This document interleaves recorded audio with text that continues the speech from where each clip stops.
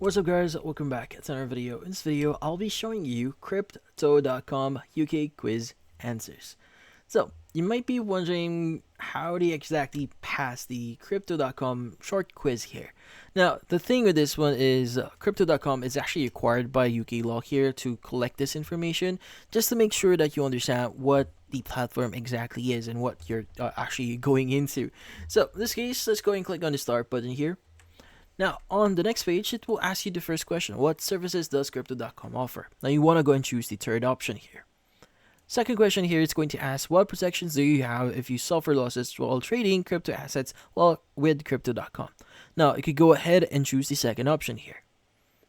Now, from here, why should you invest less than 10% of your net assets into crypto assets? Go and choose the first option.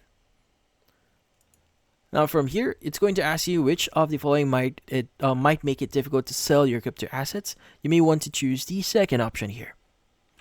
Now from here, which of these is a true statement about your crypto assets held at Crypto.com? You can go and choose the second option here.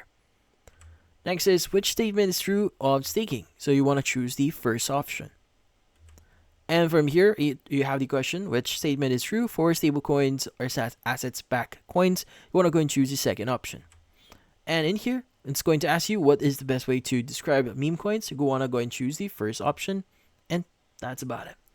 So, if you found this video helpful, don't forget to leave a like or maybe subscribe to our channel. Thank you for watching.